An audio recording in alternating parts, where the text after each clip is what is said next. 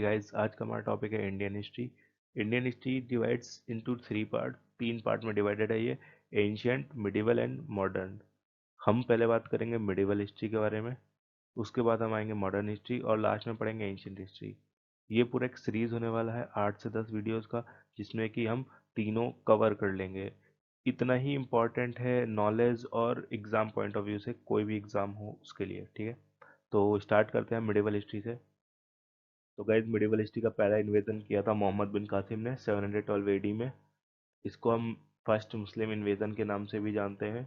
Iran का बंदा था ये, ईरानियन बंदा था।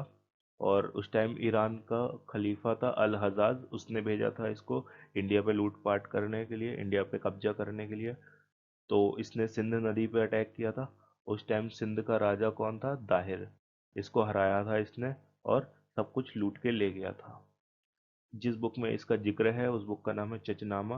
राइटर अभी भी अननोन है, लेकिन इसको ट्रांसलेट किसने किया था? अली बकर कूफी ने। अब स्टोरी में तो बताते हैं कि किसी डिस्प्यूट के चलते अल हजाज ने ही इसको मरवा दिया था। अब सच क्या है ये तो किसी को नहीं पता, ठीक है। तो इंडिया में दूसरा अटैक किया था महमूद गजनी ने। ये था सुबुक्तगीन का बेटा, किंग सुबुक्तगीन का। अफगान में एक जगह है गजनी नाम से, तो वहीं से इसका नाम पड़ा महमूद गजनी। इसका पूरा राजपाट चला था 1998 टू 1030 एडी तक। इस बीच में इसने इंडिया में कर इन्वेजन किया 1001 से लेकर के 1027 के बीच में। 17 अटैक्स किए थे इसने टोटल, जिसमें सबसे फेमस इन्वेजन कौन सा है? सोमनाथ टेम्पल वाला 1025 में। कहाँ पे था ये? पाटन, गुजरात में। सबसे फेमस अटैक था ये। और भी आप देख सकते हैं मैप में, इसने अलग अलग जगह बहुत सारे अटैक किए हैं। इंडिया पे टोटल 17 अटैक थे इसके। अब जिस बुक में इसका जिक्र है इसके इन्वेजन्स का, उसका नाम है किताबुल हिंद। किसने लिखी है ये? अल बरौनी ने, ठीक है। तो ये इसका राजपाट था। आगे बढ़ते हैं। अब बात आती है इंडिया पे तीसरे इन्वेजन की। तीसरा इन्वेजन इंडिया पे किया था मोहम्मद गौरी ने। इसका असली नाम था मोहम्मद बिन सांग, लेकिन अब ये जिस जगह का बंदा था वहाँ का नाम था गौर। ये गजनी गलत लिखा हुआ है, गौर नाम था। तो इसका नाम हो गया मोहम्मद गौरी। और उस समय यहाँ का कमांडर कौन था? कुतुबुद्दीन काकी। ये नाम अभी आगे भी आएगा तो हम इसको और देखेंगे। इसने पहला अटैक इंडिया पे किया था 1175 में। कहाँ पे किया था? मुल्तान में। और उस टाइम मुल्तान के राजा थे मूलराज सेकंड, उसको हरा दिया था इसने और मार दिया था और सब कुछ लूटपाट के ले गया था। फिर अगला अटैक इसने किया 1178 पे। कहाँ? माउंट आबू में। ये मुल्तान पे था, ये माउंट आबू में। वहां के राजा उस टाइम थे भीमदेव। अब यहाँ पे पासा पलट गया, क्योंकि भीमदेव क्या तैयार थे इसके अटैक के लिए। वो देख चुके थे मुल्तान का पूरा सीन, और अब उन्हें पता था कि हमारे ऊपर अटैक हो सकता है, तो वो तैयार थे। उसकी इन्हीं तैयारी ने उनको बचा लिया और उन्होंने मोहम्मद गौरी को हरा दिया। अब इन अफगानियों को पता था कि अगर इंडियंस के आगे हार जाओ तो उनके सामने घुटने टेक दो, वो मारते नहीं है। सेम इसने भी किया था। तो इसको छोड़ दिया गया और ये सीधे रफू चक्कर हो गया अपने अफगान को। उसके बाद अब ये दोबारा आएंगे, और वो दोबारा आने की जो रीज़न बना, वो कैसे बना दोबारा आने का, वो अभी हम देखेंगे।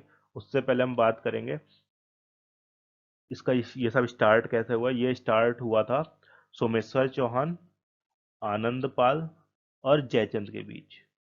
हम देख सकते हैं सोमेश्वर चौहान दिल्ली के राजा थे, अजमेर के थे आनंद पाल और कन्नौज के जयचंद, ठीक है। तो सोमेश्वर चौहान की शादी हो गई आनंद पाल की बेटी कर्पूरी से। करना कौन चाहता था? जयचंद। जयचंद कर्पूरी से शादी करना चाहता, लेकिन शादी हो गई सोमेश्वर चौहान से। तो अब ये जला भुंजा बैठा था। अब इनकी शादी हो गई। इनका जो बेटा हुआ उसका नाम था पृथ्वीराज चौहान। उसको पृथ्वीराज चौहान थ्री और राय पिथौरा नाम से भी जानते हैं हम। उनकी डायनेस्टी का क्या नाम था? चच चाहमाना। उनकी डायनेस्टी का नाम था चाहमाना, ठीक है। उनके पास एक टैलेंट क्या था? Special talent. उन्हें आती थी शब्द बेदी बाण विद्या। उन्होंने किससे जीती सीखी थी ये? भीलों से, ठीक है। इस विद्या में क्या होता था कि आप आवाज सुन के, आंख बंद करके भी उधर पे निशान लगा सकते हो, सिर्फ आवाज सुन के, ठीक है। और और थोड़ी चीजें हैं इनका। फेमस पेंटर कौन था? अनिरुद्ध। और एक पोएट था जो इनके लिए लिखता था, वो था चंद्रबरदाई। अब सीन क्या हुआ था?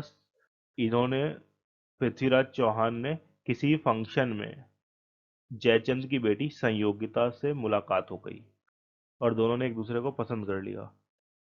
अब दिक्कत क्या थी, क्योंकि सोमेश्वर चौहान और जयचंद के बीच में बहुत बड़ा डिस्प्यूट था, तो इसलिए दोनों एक दूसरे का, दोनों अपने पेरेंट्स से बता नहीं सकते थे, है ना। अब इनकी बातें होती थी खत के जरिए, लेकिन एक बार जो खत था वो पकड़ लिया जयचंद ने। अब इसको पता चल गया कि इसका पृथ्वीराज चौहान को ये पसंद करती है, और जयचंद ने डिसाइड किया कि इसका मैं स्वयंवर करूंगा।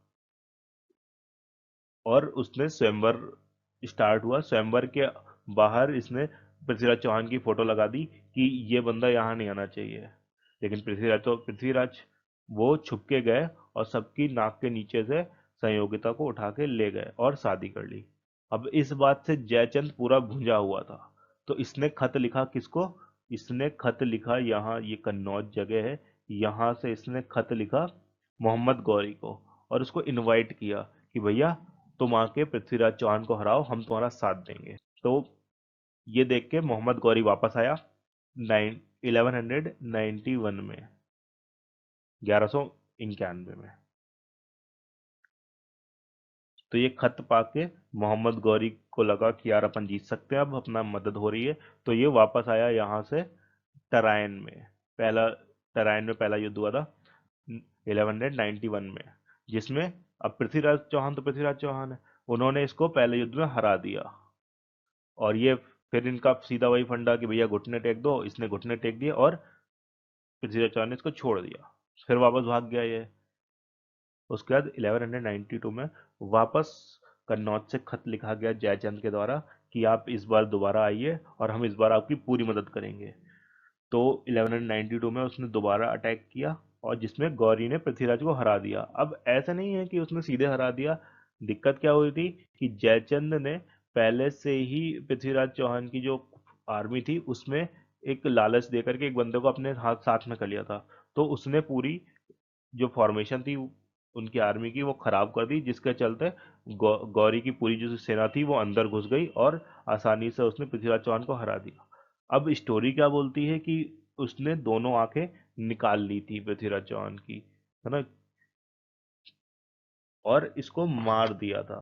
उसके बाद अब लोगों ने फिर बहुत बड़ा बुला कहा जयचंद को कि यार तुमने कैसे मरवा दिया, है ना, तुम्हारे चलते अभी इतना राज करने लग गए हैं, लूटपाट करने लग गए हैं सब।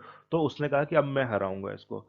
तो 1194 में चंदावर में गौरी ने फाइट की जयचंद से, और जयचंद को भी हरा दिया और मार दिया। ठीक है, तो ये था पूरा गौरी का अटैक और पृथ्वीराज चौहान का एरा।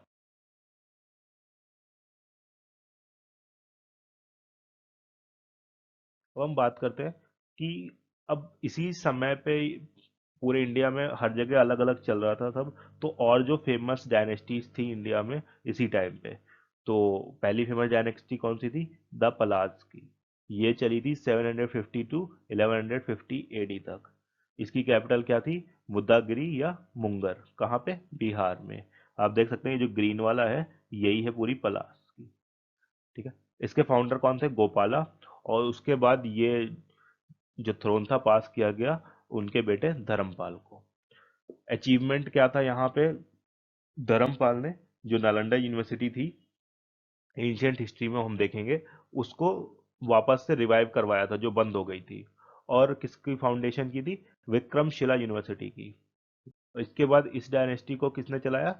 सेना डायनेस्टी ने, बंगाल की। इनके बाद उन्होंने संभाला इसे। ठीक है? और उसी टाइम पे दूसरी डायनेस्टी कौन सी थी? प्रतिहारस। ये कब से कब तक थी? 1730 टू 136 एडी। कहाँ पे थी ये? गुजरात और साउथ वेस्ट राजस्थान में। देख सकते हैं आप ये जो ऑरेंज कलर का है ये पूरा प्रतिहार्स का है। इसके समय फेमस रूलर कौन था? भोजा या मिहिर भोजा बोलते थे इसको। इनने राज कब किया था? 836 से 882 तक। तीसरी डायनेस्टी कौन सी थी? राष्ट्र कुटाज।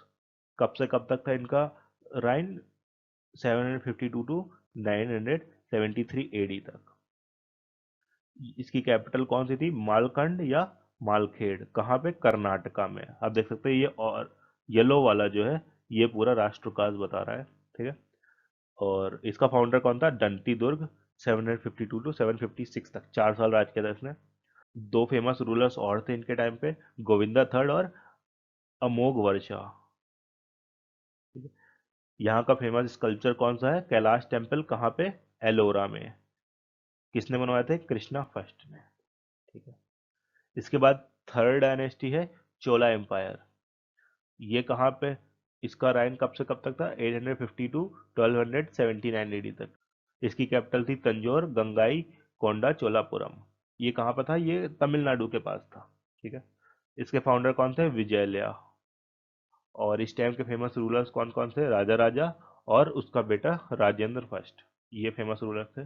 स्कल्पचर्स की बात करें तो फेमस स्कल्पचर कौन थे इस टाइम के? विरिहदेश्वर या राजा राजेश्वर टेम्पल, कैलाशनाथ टेम्पल कांचीपुरम में, और गोपुराम एंड गर्भग हीरा। ठीक है। यहाँ के फेमस पोएट कौन थे? कंबाना, जिन्होंने क्या क्या लिखी थी? रामोतराम और कुंभा रामायण। कुंभा रामायण क्या, जो अपनी रामायण है उसी का ही तमिल वर्जन है। और फिर यहीं से हम देखें तो डिवीजन चालू हुआ था एम्पायर का। एम्पायर को किसमें डिवाइड कर दिया गया था? मंडलम में। और उस मंडल को फर्दर डिवाइड किया था फिर वलांडू, नाडु और कुर्रम में। जिसमें वलांडू का मतलब था कमिश्नरी, नाडु डिस्ट्रिक्ट और कुर्रम विलेजेस। ये हमने बात करी अर्ली मिडिवल पीरियड के बारे में, जो कि चला 750 से लेकर के 1200 के अराउंड। इसके बाद हम देखेंगे दिल्ली सल्तनत, जिसमें क्या क्या था? स्लेव डायनेस्टी थी, खिलजी, तुगलक, सैयद और फिर लोधी। ठीक है, वो रहेगा नेक्स्ट लेक्चर में। आज के लिए इतना ही। Thank you.